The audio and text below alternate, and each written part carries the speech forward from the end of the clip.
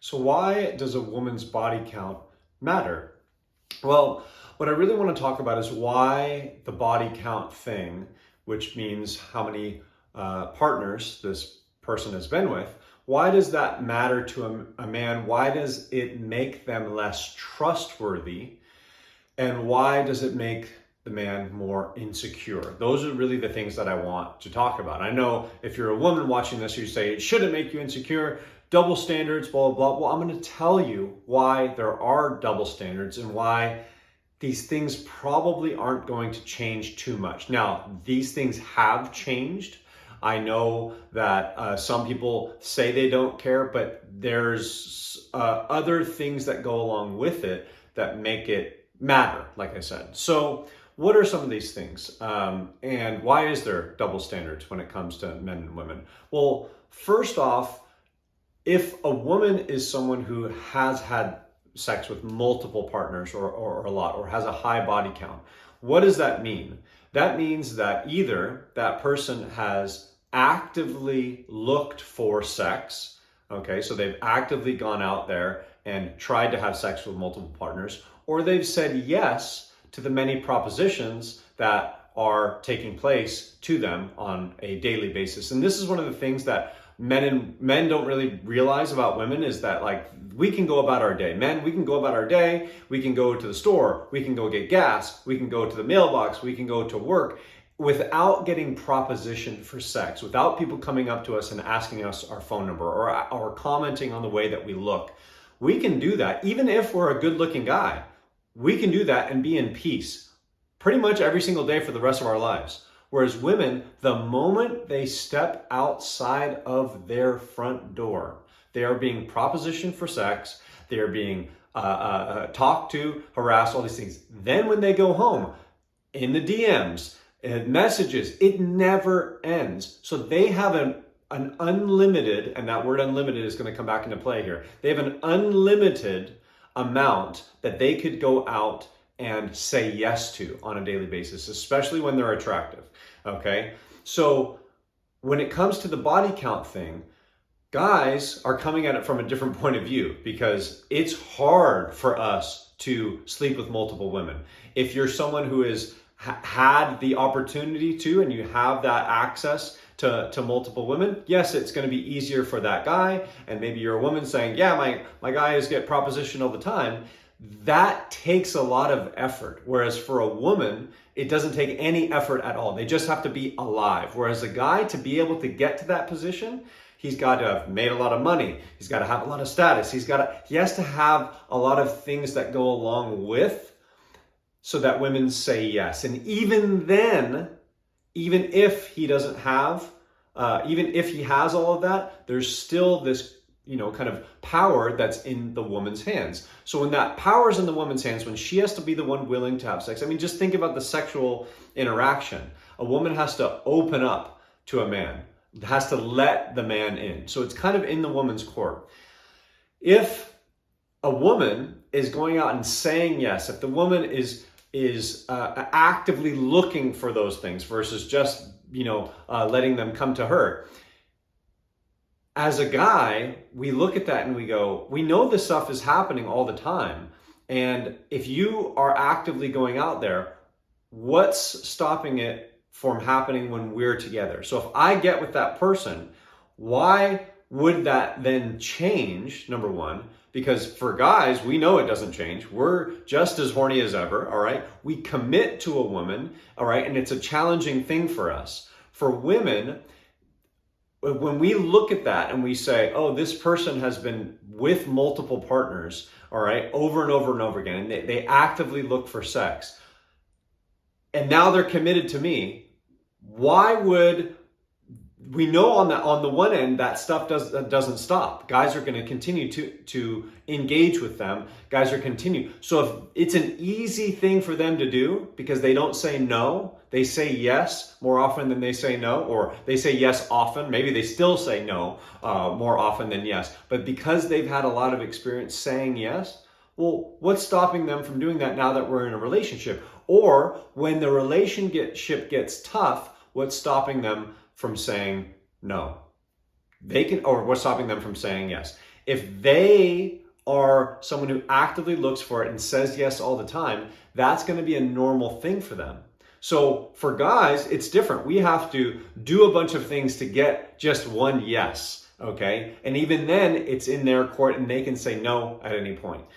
So with girls, they're being propositioned all the time. And if that's a normal habit to say yes, guys, it makes guys insecure. And it makes guys less trusting of what's this going to be like when we're in a relationship, right? So I know nowadays a lot of that stuff doesn't matter because so many women have slept with so many men. So we kind of just, we kind of roll with it. But it's not ideal for us, and we would prefer if it wasn't, because we know that if she's used to saying no, then when she's with me, she's going to still say no, especially because she's now committed.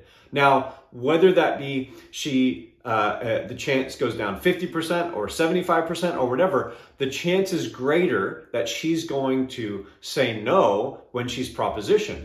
If she's someone that sleeps around a lot, all right, and has that, we don't know how much that's going to go down. Okay, we would hope it would go down by 100%, but we don't know. And so again, that's one of the reasons why it makes us insecure and it makes us less trustworthy of you, because you have this pattern of saying yes, and when the going gets tough, or when we're in a relationship and when that proposition does come, because we know that it does happen, what's the answer going to be? So whereas with guys, we have to actively go out and look for it. And once we've gotten one, we've done our job. We've gotten one, right? Yes, there are guys that are going to go out and play girls and things like that, but it's so much harder. And especially when we've got one that we like, and we've shown our attention to, that's the one we want. And we're excited with it. And this is why we want to have sex with you all the time, is because we're like, yes, we finally got one. It's so much different on our end. This is one of the reasons why I talk about, with women, it's like, I always say, like, you have to learn how to become a bitch, because guys will take any hint as interest, any interaction as interest, and you have to learn how to cut things off, because a guy is going to continue, and then like, finally I got her, right?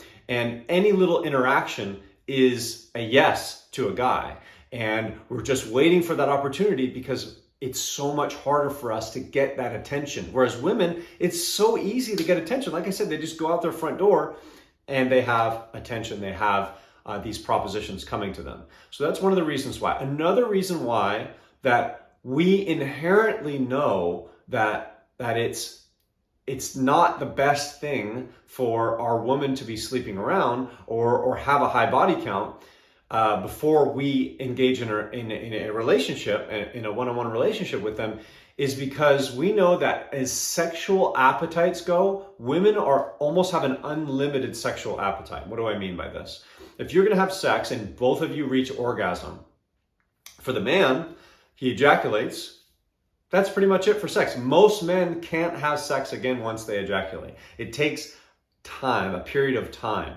Most men are very concerned, very insecure about satisfying their woman. This is why men are obsessed with the size of their penis, okay? Because are we enough? Even when we talk dirty to women, I heard Owen Benjamin talk about this as a comedian. He's like, do you like that? Do you like that? Yeah, you like that? We're always looking for approval. Is this good? Are we doing good? Are we satisfying you? So we're always insecure about that side of things. And if we know our woman wants more and more and more, her sexual appetite can basically be unlimited. Think about multiple orgasms. A woman it doesn't stop once a woman has an orgasm. A woman can have multiple over and over and over again. If it stops, if I ejaculate and she still wants more, I physically cannot satisfy her. I can't, because my penis cannot even get hard. So with that being said, she could then go and find someone else. She could make that person ejaculate, and she could go find someone else. She can make that person ejaculate. And this is why, like, these girls, like, They basically have unlimited, and you see this with the porn star girls now. There's this girl that was for whatever reason everyone was talking about it at the time. All the podcasts were talking about this girl. I think her name is Bonnie Blue, and she's some OnlyFans girl. And her thing was she wanted to sleep with 1,000 men in a day. I think she did 500 one time or something like that. I don't know what. It's nuts. But think about that. She can do that, and she can satisfy these guys. Now, whether or not they ejaculate or not, I don't know. But what's one of the running jokes is like, oh, sex lasted for a really long time today, 2 minutes, right? So guys, right, they don't, because we're so attracted to you and because it's such like a, oh my God thing, especially when we get one that we really like, we don't last long and we're insecure about satisfying our woman. So if she's not like committed or she really wants that sexual satisfaction, it can almost never be fulfilled. And you see this in porn where girls are satisfying all these different guys. Like they can do that and still want more. Their physical capability is they can do more. Whereas a guy, it's almost impossible. Like guys, like porn stars and these things, they take drugs and they practice and they do all these different techniques and things to make sure that they can actually last in that scene. Whereas a girl just has to show up, right? Now, of course, there are certain, aspects with, the size of the guy and the amount of energy that it takes. But really, if a girl is fit and in shape, right, she can almost go forever, especially if she's just lying on her back and taking it. If she's not actively doing anything, she can go almost forever. And so that makes us insecure because we know that your satisfaction is almost unbounded. You can continue to just have it and have it and have it. Whereas guys, we have a finite amount of what we can give. Now there are techniques and there are, the multi-orgasmic male, and there's ways of practicing. Like I said, the porn star guys, they have to practice these things so that they can perform on camera and for these scenes. And many guys now practice these things for themselves, but it's a lot harder. It takes a lot more discipline, whereas a woman just has to show up. And so that inherently, that difference between men and women makes us insecure. And, another thing that goes into it is the pregnancy thing, the insecurity that goes along with it. If a guy goes out, he can ejaculate, spread his seed, and unless if he's committed to that woman, he can always say no, or like, what is a pregnant woman going to do? Force a guy? Now, again, thinking about, back in the day. Nowadays, there's different rules and laws and alimony or child support. There's lots of different things that go along with the world today. But I'm talking about back when we were in tribes and things were a lot more simple. A guy had a lot of power. And so a pregnant woman had to deal with that baby, whether the man was going to help her or not. Whereas if I'm in a committed relationship and my woman steps out, and let's just say she brings back a baby that's not mine, I don't want to care for that baby, just like I don't want to care. Guys don't even want to care for the baby to begin with, a lot of times, all right?